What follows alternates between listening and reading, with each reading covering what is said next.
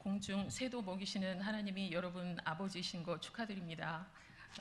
그 하나님께서 여러분 영원히 붙들고 계심을 꼭 신뢰하시면서 살아가시는 은혜가 우리 모든 성도님들 가운데, 그리고 특별히 우리 사교구 모든 식구들 위해 함께 하시길 주님의 이름으로 축원드립니다. 상당히 눈이 부시네요. 제가 이 조명 바꾸고 처음 올라왔더니 위를 쳐다볼 수가 없이 겸손하게 아래만 쳐다봐야 될 것 같습니다. 다윗 하면은 여러분 많은 것들이 생각나시죠. 다윗이 왕이 된 다음에 가장 먼저 하고 싶었던 게 있어요. 너무너무 하고 싶었던 거. 그러면 다윗 얘기를 하기 이전에 우리 여러분은 어떠신가요? 지금 1월 송구영신 예배를 시작으로 하여서 1년을 열심히 달려오다 보니까 벌써 11월이 지금 훅 가고 있지요. 그래서 연말이 정말 얼마 안 남았구나 이런 생각이 듭니다. 여러분 연초에 계획하셨던 것들 지금 다 이루고 계십니까? 어떠세요? 지금 도리도리 하시는 분도 계시고 그러십니다. 꼭 해야 될 것, 내가 22년 들어와서 내가 이거는 꼭 하고 싶다 하고 마음 먹으셨던 것이 분명히 있으셨을 텐데, 가장 하고 싶어 하셨던 부분 지금 얼마 안 남았죠. 열심히 기도하시고 열심히 하나님 의지하셔서 꼭 그 열매 꼭 따내시는 남은 우리 22년의 남은 기간들이 되기를 간절히 소망합니다. 다윗이 아까 말씀드렸던 것처럼 왕이 된 이후에 가장 하고 싶었던 것이 무엇이냐면 하나님의 궤, 그 언약궤, 여호와의 궤를 자기가 있는 그 궁궐, 궁전으로 모셔오는 그것이 그의 가장 큰 소망이었습니다.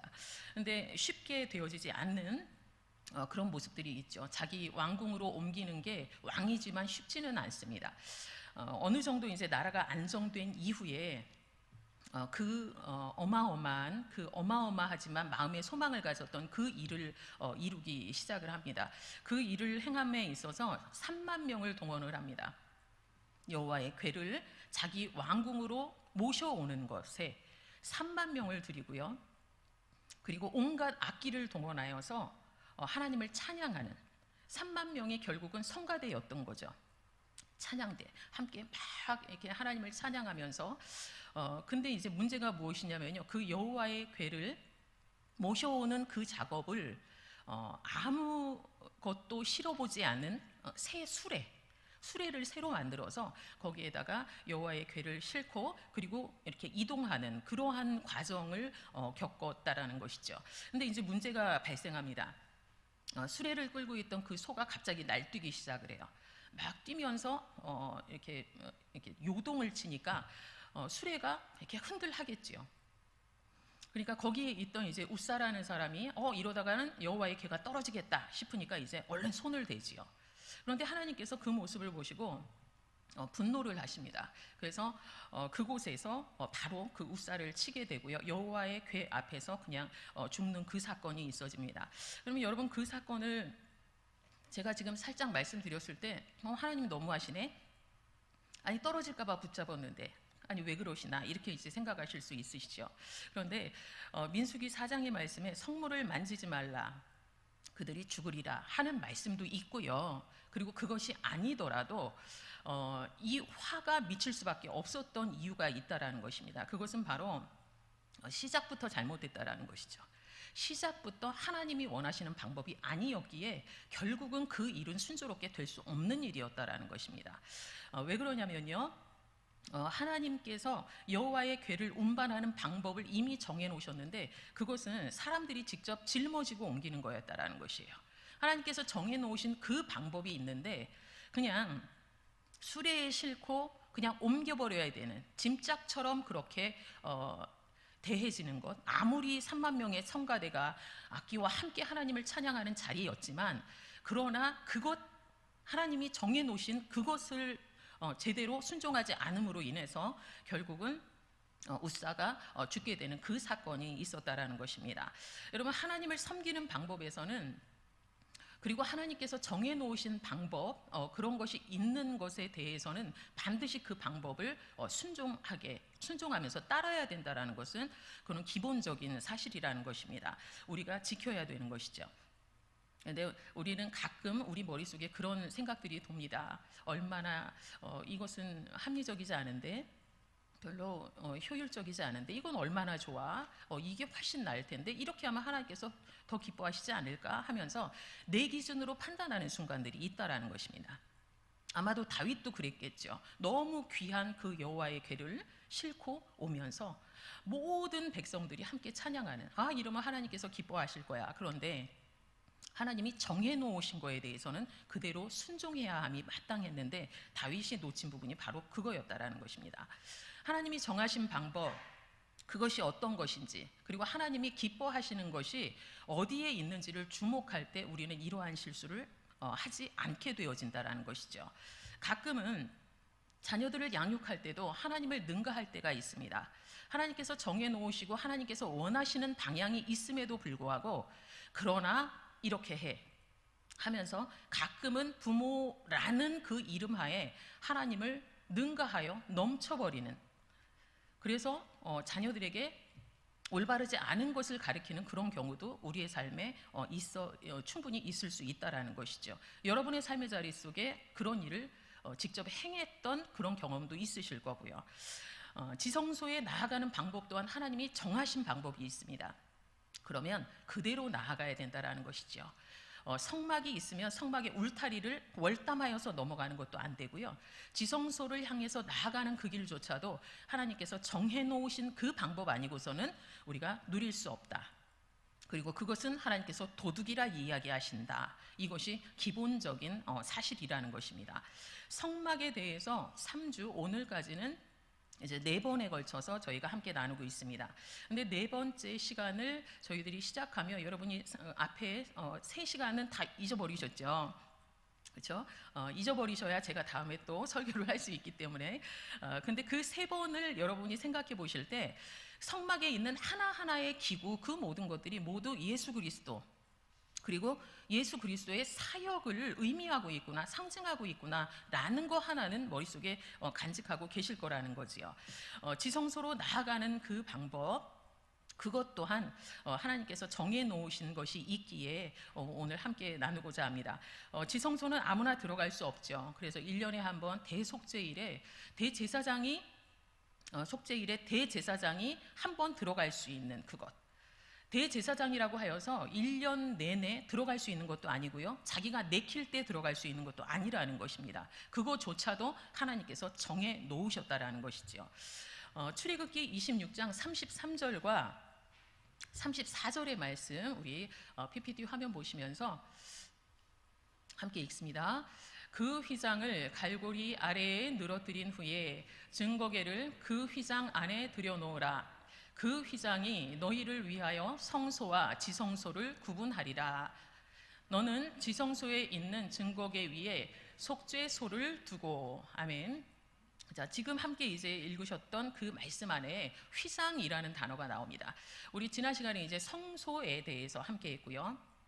성소의 안쪽에 보시면 이제 지성소가 있는데, 여러분이 머릿속에 조금 그림을 그리도록 하기 위해서 우리 PPT 화면, 우리 그림을 보시면서 한번 머리에 담으시고 우리 설교를 듣도록 하겠습니다. 우리 첫 번째 그림입니다. 우리 지난주에 함께 나눴던 성소의 그림이 되겠습니다. 성소 오른쪽에 떡상이 있고요, 왼쪽에 그렇죠? 등잔대 있고요, 앞에 분향단이 있고요. 근데 반대편에 정면에 보시니까 날개가 있는 새 천사가 보이시죠? 그게 이제 휘장이 됩니다. 그 휘장 반대편이 지성소가 되겠죠. 다음 거 넘겨주시면 이게 휘장이 되지요. 아까 뒤편에 보였던 휘장. 그리고 그 휘장 뒤편에 있는 지성소 안에는, 다음 거 넘겨주시면 됩니다. 지성소 안에 휘장 뒤에 보시면 이렇게 요거 보시면 증거궤가 있지요. 증거궤, 이 안에 하나님께서 담으라 하시는 것들이 담기고요. 그리고 그 다음 거 주시면 그 위에 뚜껑이 저렇게 덮이게 되어집니다. 천사가 날개를 딱 모으고 있는, 둘이 서로 바라보면서 날개를 모으고 있는 그 모양, 그것이 속죄소라고 일컬어지는 뚜껑, 증거궤의 뚜껑이 되어집니다. 자, 여러분 이 그림을 보시면서 이제 오늘 말씀을 함께 나누도록 하겠습니다. 성소와 지성소를 가로막고 있는 게 있죠. 성소에서 지성소를 향해서 그냥 확 들어갈 수 있는 게 아니라는 것이에요. 가로막고 있는 것이 휘장인데요. 그룹들, 천사들을 아주 정교하게 수를 놓은 그런 천으로 되어 있습니다. 그 지성소 입구를 차단하고 있고, 그리고 언약궤를 가리고 있는데, 우리가 하나님 앞에 나아가기 위해서는 반드시 그 휘장을 지나가야 된다는 것이죠. 그런데 이 휘장은 굉장히 두껍게 되어 있습니다. 제 옷을 보시면 이제 두께가 되게 얇지요. 제 옷은 얇은데요. 이 휘장은 거의 10cm가 되어집니다. 천의 두께가 10cm가 되어지죠. 그러니까 이거는 무게도 어마어마하고요. 거의 뭐 일반적인 벽처럼 굉장히 두꺼운 휘장이라는 것이죠. 그래서 황소 2마리가 양쪽에서 잡아서 끌어도 좀처럼 뜯겨지지 않는 굉장히 강력하게 직조되어 있는 그런 휘장이 되겠습니다. 하나님께 나아가려면 이 휘장을 반드시 통과해야 된다는 것이죠. 그러면 이 휘장이 의미하는 것은 무엇일까? 우리 히브리서 10장 19절과 20절의 말씀에 이렇게 기록이 되어 있습니다. 같이 읽습니다. 그러므로 형제들아, 우리가 예수의 피를 힘입어 성소에 들어갈 담력을 얻었나니 그 길은 우리를 위하여 휘장 가운데로 열어놓으신 새로운 살 길이요, 휘장은 곧 그의 육체니라. 아멘. 휘장은 곧 그의 육체니라. 그가 누구지요? 예수 그리스도. 그렇죠? 예수 그리스도께서 휘장이 되어 주신다. 이렇게 말씀을 하고 있다라는 것이죠. 그리고 휘장을 찢으시면서 우리에게 새로운 살 길을 주신 분이 바로 예수 그리스도시다. 이렇게 말씀을 하고 있다라는 것입니다. 예수님께서 십자가에 죽으실 때 여러분 잘 알고 계시죠? 성소에 있는 휘장이 어떻게 됐죠? 찢어졌죠. 아래서부터 위로 찢어진 게 아니라요, 위에서부터 아래로 찢어졌다라는 거예요. 황소도 뜯을 수 없는 그 휘장이 예수님께서 자신의 몸을 찢으시면서 죽으시는 그 순간에 위에서부터 아래까지, 즉 하나님이 주도하시는 그 찢겨짐의 사건이 있었다고 이렇게 성경은 말씀하고 있다라는 것이죠. 그러면 예수님께서 자신의 몸을 찢어 주심으로 인해서 예전에는 1년에 한 번 대제사장이 그 안에 들어갈 수 있었으나 예수님께서 죽으시면서 우리에게 새로운 살 길을 주시고 그 휘장을 찢으심을 통하여서 우리는 1년에 한 번이 아니라 언제든지 하나님 앞에 나아갈 수 있는 은혜의 사람이 되었다라는 것입니다. 여러분, 우리가 그 예수님의 죽으심으로 인해서 하나님의 임재 앞으로 나아갈 수 있는 자격이 주어졌다라는 것이 얼마나 큰 은혜인지 모릅니다. 그 휘장을 통과하여서 들어가면 지성소에 들어서게 됩니다. 그러면 지성소에 들어가면요, 증거궤가 있어요. 아까 여러분이 이제 보셨던 커다란 이제 상자처럼 되어 있는 그 증거궤, 언약궤가 있습니다. 그런데 그것이 그닥 크지는 않아요. 1m 조금 넘고요. 그리고 세로와 높이는 한 70cm 정도밖에 되어지지 않습니다. 그러니까 그냥 아담한 사이즈죠. 하나님의 임재를 상징하기 때문에 성막의 핵심이나 다름이 없는 것이 바로 증거궤라는 것입니다. 그런데 하나님께서는 그 증거궤 안에 무엇을 담아놓으라고 말씀하셨어요. 첫 번째가 무엇이냐면요, 증거궤라는 이름에 걸맞게 십계명이 써져 있는 증거판, 그지요? 하나님의 그 십계명이 써져 있는 그 증거판을 그 안에 담으라 말씀하셨습니다. 그러면 이 증거궤 안에 담겨 있는 십계명이 기록되어 있는 그 말씀판, 그 언약의 돌판, 그것을 안에 집어넣으라고 하신 이유는 무엇일까라고 생각해 볼 때 깨어지지 않는 하나님과 우리 사이의 언약, 그리고 하나님께서 우리에게 명령하신 그 명령, 우리가 반드시 지켜야 되는 그 명령이기에 그 안에 집어넣으라, 이렇게 말씀을 하신 거라는 것입니다. 십계명 하면 여러분 무엇 생각나세요? 지켜라, 하지 말라, 이거 생각나시죠? 근데 여러분 그대로 지키시나요? 10개밖에 안 되는데요, 지키기가 너무나도 힘들다라는 것입니다. 그래서 십계명 앞에 서 있으면 온전할 사람이 없을 것 같습니다. 여러분은 어떠신가요? 부모 공경하는 것부터 벌써 아웃되시잖아요. 그죠? 너무 마음이 불편하신 분들 많으시잖아요. 이렇게 무엇 하나 제대로 할 수 없는 그 연약함이 우리 안에 있는데, 이 십계명 안에 서 있을 때 죄인이 아닌 사람이 없는 그런 모습을 우리가 맞닥뜨리게 되어진다라는 것이죠. 그리고 하나님께서 그 증거궤 안에 담으라고 하신 것이 또 있습니다. 아론의 쌍난 지팡이 그리고 만나를 담은 금 항아리를 담으라 이렇게 말씀을 하십니다. 아론의 쌍난 지팡이 이것이 의미하는 것이 또 있습니다. 이스라엘 지파들이요, 아론의 가문이 제사장 직분을 수행하게 되어질 때 이스라엘 지파들이 이제 데모를 합니다. 우리도 할 수 있다라는 거죠. 왜 아론의 지파만, 왜 저 사람만 왜 이렇게 붙들려서 사용을 하느냐? 나도 할 수 있다. 이렇게 이제 그런 마음이 드는 거죠. 그래서 아론에 대해서 시기하고 질투하고 그리고 뭐 항변하는 그런 모습들이 있어집니다. 너무나도 어려운 상황이죠. 그럴 때 하나님께서 모세에게 말씀하세요. 모든 지파의 지휘관들이 가지고 있는 지팡이를 전부 다 가져와라. 그래서 성막 안에 증거계 안에다가 갖다 놔라. 그 이후에 내가 택한 자의 지팡이에서는 이제 싹이 돋을 거다. 내가 택한 자의 지팡이에서 싹이 돋게 되면 너희들은 전부 다 이제 원망을 그쳐라. 이렇게 이제 말씀을 하시는 거지요. 이튿날 그렇게 이제 행한 이후에 이튿날 보니 모세가 보니까 아론의 지팡이에만 움이 돋고요. 그리고 순이 나고 꽃이 핍니다. 그리고 살구 열매가 달려버리지요. 그 모습을 경험하게 되어집니다. 여호와께서 또 그렇게 말씀하세요. 이제는 아론의 지팡이를 증거계 앞에다가 갖다 두고 간직해라, 보관해라. 그것을 보면서 기억해라 라는 의미를 담고 있을 것입니다. 그러면 무엇을 기억하라고 하시는가?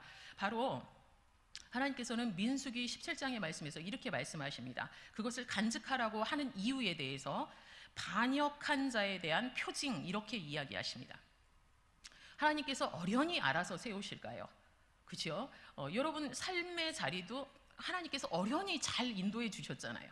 그런데 하나님께서 아론을 제사장으로 쓰면서 하나님의 사역을 이루어 가시려고 할 때 그것에 대해서 반란을 일으키고 항변했던 그들에 대하여서 반역한 자 이런 단어를 쓰셨다라는 것입니다. 반역한 자, 그들에 대한 표징으로 삼아라. 즉 하나님의 섭리하심을 믿지 못하고 의심하고 원망하는 자에 대하여서는 반역한 자다. 이런 단어를 쓰신다라는 것입니다. 반역한 자의 반대는 무엇일까요? 아까 이제 함께 나눴던 대로 내가 택한 자라는 것이죠. 내가 택한 자의 지팡이에서는 싹이 날 것이다. 이렇게 아까 말씀했던 것처럼 그러면 하나님의 관점에서는 반역하는 자가 있고요. 내가 택한 자가 있다라는 것입니다. 여러분의 삶은 어떠신가요? 하나님의 섭리하심을 의지하는 자라면 하나님의 택한 자로서의 삶을 여러분 살아가실 것입니다. 그러나 하나님의 섭리하심을 의지하지 못하고 의심하고 믿고 항변하는 그러한 모습이 여러분의 삶의 자리 가운데 있다면 하나님께서는 여러분을 반역한 자로 생각하실 거라는 것입니다. 그것을 기억하기 원하며 하나님께서는 이 아론의 쌍난 지팡이를 언약궤에 집어넣으라 이렇게 말씀하셨다는 거죠. 자, 그리고 만나를 담은 항아리의 그 의미도 있습니다. 광야에서 아침마다 이스라엘 백성들이 직접 목도했던 것이 있습니다. 여러분 무엇일까요? 아침에 눈을 뜨면요, 아침에 하얗게 만나가 내려 있어요. 상상이 되시죠? 하나님께서 친히 먹이셨으니까요. 광야 그 생활 가운데. 그런데 하나님께서는 불순종하는 날도 주셨고요. 우상숭배하는 날도 만나를 먹여주셨어요. 즉 우리의 어떠함으로 인하여서가 아니라 하나님께서는 하나님이 택하신 자에게 대하여서 늘 끊임없이 공급하여 주시는 하나님이심을 말씀하고 있다라는 것입니다. 그런데 문제는 하나님은 제공자가 되시고 공급자가 되셔서 우리의 삶 가운데 계속 공급하여 주시는데 이스라엘 백성들의 마음이 바뀌었다라는 것입니다. 처음에는 그 만나를 대할 때 감탄했지요. 꿀 섞은 과자 같다, 너무 맛있다, 막 이렇게 반응을 했습니다. 그런데 그것이 어느 정도 익숙해진 다음에는 그 만나, 정말 생명을 유지하라고 하나님께서 공급해 주신 건데 그것에 대하여서 그들의 평가는 무엇이냐면 하나님 이 하찮은 음식을, 하찮은 식물을 나에게 주십니까? 이렇게 고백하였다라는 것입니다. 똑같은 만나인데 내가 변한 거죠. 하나님의 은혜는 똑같은데 내 마음이, 내 믿음이 변하고 있다라는 것입니다. 그전에는 감동되었던 것이 지금은 하찮게 느껴지는 그 모습, 그것에 대하여서 하나님께서는 그 모습 내가 원하지 않는 모습이라고 말씀하시는 거죠. 그리고 그것을 기억하기 위하여서 만나를 담은 금 항아리를 언약궤 안에 넣고 보관하라, 기억하라, 이렇게 말씀하고 있다라는 것입니다. 자, 여러분의 삶은 어떠십니까? 내가 마음에 안 든다고 하나님이 주신 그 소중함을 잊어버리고 하찮게 여기는 모습, 여러분 삶 가운데 있지 않습니까? 너무나도 소중하게 얻은 자녀인데 어느 순간 그 자녀가 그냥 하찮게 느껴지고 당연하게 느껴지고 속썩이는 애물단지로 느껴지는 것. 하나님께서 주신 내 직분조차도, 교회 안에서 하나님께서 허락하신 내 직분조차도 너무나도 소중하게 받았는데, 소중하게 안수받았는데, 하나님 앞에 눈물로 받았는데, 그런데 어느 순간 그것이 권력이 되고 그것이 귀찮아져 버리고 누군가를 핸들링하는 도구밖에 되어지지 않는다. 이러면 그것은 이스라엘 백성이 만나를 하찮게 여긴 것과 다를 바가 없다라는 것입니다. 여러분, 하나님이 여러분에게 주신 것은 모든 것이 다 소중한 것입니다. 하나님께서 여러분에게 맡기신 것은 모든 것이 다 귀한 것입니다.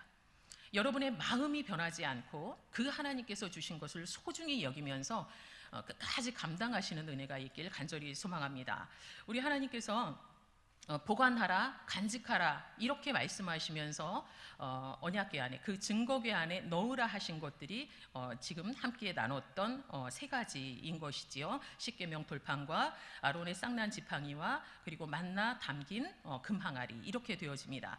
하나님의 섭리하심과 공급하심에 대해서 감사함으로 받지 못하는 패역함이 저와 여러분 안에 가끔 올라올 때가 있을 것입니다. 그리고 어떤 면으로 본다면 십계명조차도 온전하게 지키지 못하는 연약한 인생, 그것이 바로 저와 여러분의 모습이라는 것이죠. 그런 면으로 볼 때 정말 하나님의 심판을 어떻게 면할 방법이 없는, 너무나도 조금은 한심한 모습이 있는 그런 모습밖에는 우리에게 없다라는 것입니다. 그런데 하나님께서 그런 우리를 버리지 않으십니다. 그런 우리를 버리지 않으시고 그 증거궤 안에 그 모든 것을 담으시고 그 다음에 뚜껑을 덮기로 결단하신 분이 바로 하나님이시라는 것이죠. 내가 그것을 보지 않겠다라는 사인이 되어지는 것입니다. 뚜껑을 덮으셨습니다. 그리고 그 위에 그룹을 만들어서, 천사를 만들어서 서로 바라보면서 그 안에 공간들을 우리가 속죄소, 하나님을 만나는 공간으로 하나님께서 삼으셨다라는 것입니다. 속죄소, 그곳은 시은좌라고도 이야기합니다. 하나님의 은혜, 하나님이 은혜를 베푸시는 곳, 그것이 바로 속죄소, 시은좌가 되어지는 것이죠. 이 가운데 우리가 하나 기억해야 될 것이 있습니다. 속죄소, 일단 뚜껑을 덮고요. 그 위에 1년에 한 번 대제사장이 들어갈 때 제물을 죽이고 얻은 그 피를 가지고 들어갑니다. 그래서 여러분, 그것을 어디에다 뿌릴까요? 그 뚜껑에 그 피를, 제물의 피를 뿌리게 되어진다라는 것이죠. 그러면 하나님께서 우리를 바라보실 때, 하나님의 임재 앞으로 나아간 우리를 바라보실 때 온갖 허물들이 많겠죠. 그런데 그 허물들을 보시는 것이 아니라 뿌려놓은 무엇을 보신다? 피를 보신다. 피를 보시고 우리를 용서하시고 우리에게 은혜를 주시는 그 자리가 바로 속죄소, 시은좌라는 것이죠. 하나님께서는 지금도 마찬가지입니다. 우리의 허물을 보시기보다 우리를 덮고 있는, 그리고 우리가 의지하고 있는 예수 그리스도의 보혈만을 바라보시는 분이 바로 하나님이시라는 것입니다. 우리 22절의 말씀에 속죄소에 대해서 이렇게 말씀하고 있습니다. 22절의 말씀 우리 같이 읽습니다. 거기서 내가 너와 만나고 속죄소 위, 곧 증거궤 위에 있는 두 그룹 사이에서 내가 이스라엘의 자손을 위하여 내게 명령할 모든 일을 내게 이르리라. 아멘. 이것이 속죄소라는 것입니다. 이것이. 근데 22절을 이제 두 가지로 두 부분으로 나눠서 말씀을 드리도록 하겠습니다. 22절 이 앞부분 보시면요, 거기서 내가 너와 만나고 이렇게 말씀하신다라는 것입니다. 여러분, 거기서가 어디냐면요, 속죄소요.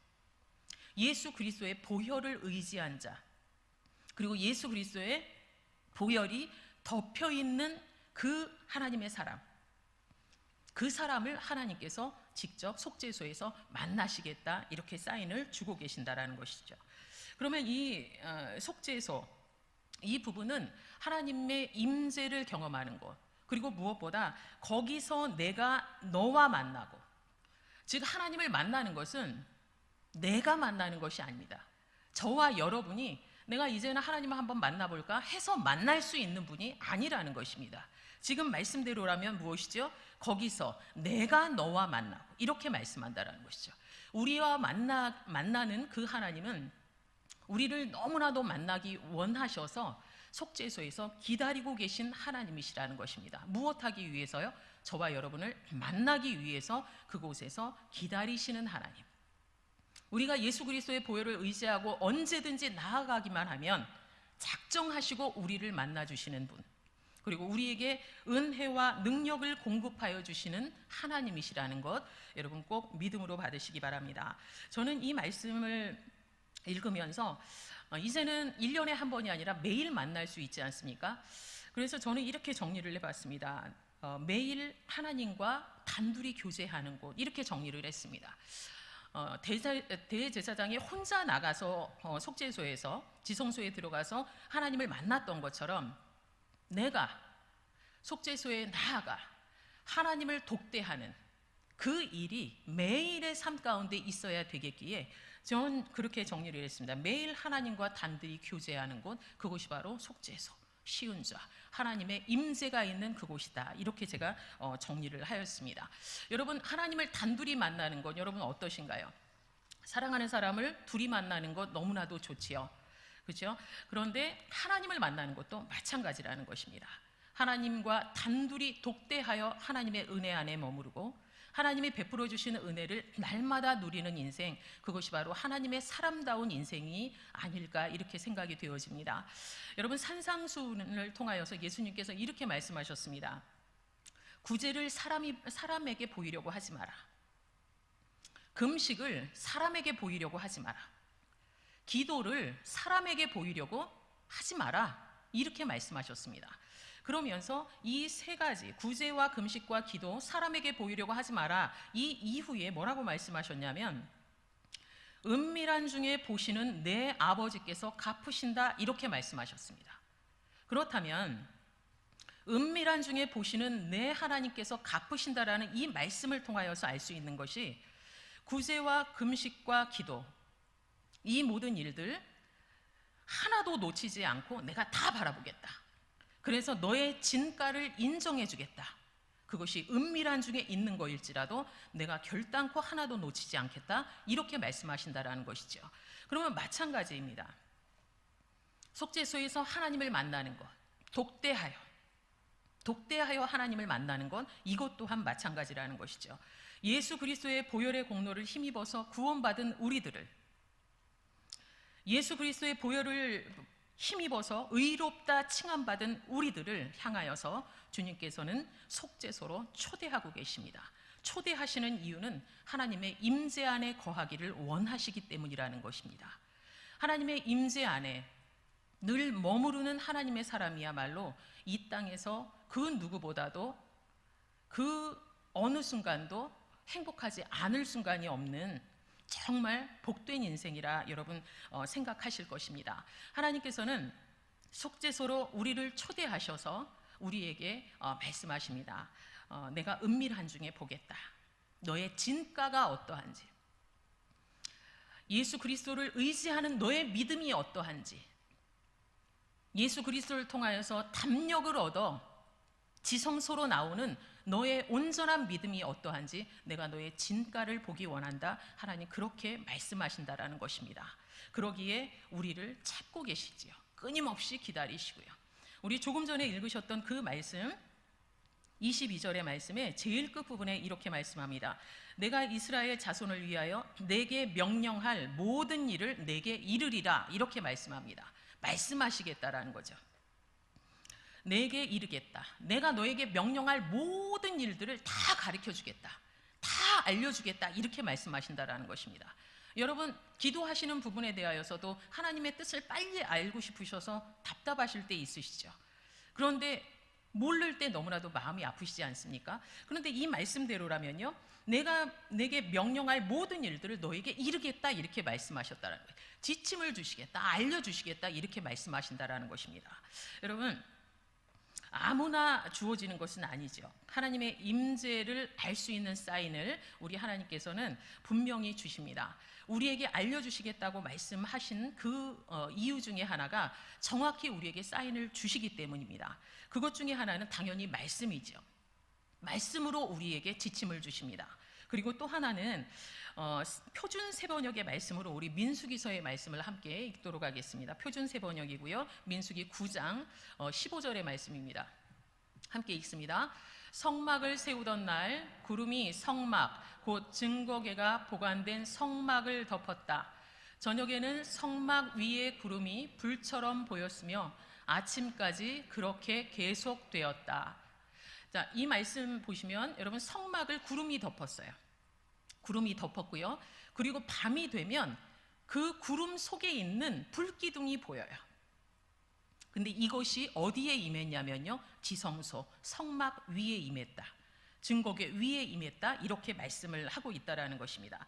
결국은 하나님께서는 우리에게 명령할 모든 것들을 우리에게 이루시겠다 말씀하신 그 사인, 그것을 정확히 보여주시는 사인 중에 하나가 이 구약 성경대로라면 말씀과 그리고 구름기둥, 불기둥이 되어진다라는 것이죠.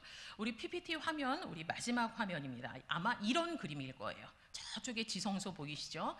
그 지성소 위에서 낮에는 구름으로 둘러싸인, 그런데 밤에는 캄캄하니까 구름이 안 보이고요. 그 안에 담겨있는 불기둥, 그 심지가 보인다라는 것이죠. 아마 저것으로 하나님께서는 자신의 임재를 표현하셨을 것입니다. 자, 이제 말씀을 정리하려고 합니다. 거룩하신 하나님의 임재 앞으로 나아가는 방법은 여러분이 4주 동안 함께 말씀을 나눴던 것처럼 하나님께서 정해놓으신 방법 아니고서는 안 됩니다. 하나님께서 정해놓으신 방법 외에는 없습니다. 오로지 예수 그리스도를 통한 그 방법 아니고서는 하나님을 만날 수 없다라는 것이죠. 그러기에 예수 그리스도는 우리의 소망이시고 우리의 생명이 되신다라는 것을 여러분 꼭 믿음으로 고백하시기 바랍니다. 예수 그리스도의 보혈을 의지함으로 우리는 매일매일 지성소 앞으로 나아가야 됩니다. 그래서 하나님의 임재를 경험하며 그 하나님과 온전하게 소통하고 그리고 하나님께서 말씀하시는 것을 늘 제대로 드러내는 모습이 바로 하나님의 자녀다운 모습, 하나님의 사람다운 모습이 아닐까 이렇게 생각이 되어집니다. 여러분 지성소 안으로 들어가셔서 경험하시고 그리고 그 하나님의 은혜를 날마다 누리는 인생이 되어주시길 주님의 이름으로 축원드립니다. 우리 다음 주일부터 대림절이 시작이 되어지죠. 예수 그리스도의 성탄 그리고 다시 오심을 기다리는 그 대림절이 시작이 됩니다. 대림절을 시작하며 여러분께 부탁의 말씀을 드리는 것은 늘 해마다 경험하는 대림절 그대로 보내지 마시고 이전보다 주님을 더욱더 의지하셔서 지성소에 조금 더 가까이 나아가심을 통하여서 하늘의 능력 그리고 하늘이 주시는 평강 이것을 꼭 경험하시고 그리고 구름기둥과 불기둥으로 인도함을 받는 우리 성도님들의 일상 그리고 앞으로의 인생이 되어주시길 주님의 이름으로 축원드립니다. 기도하시겠습니다.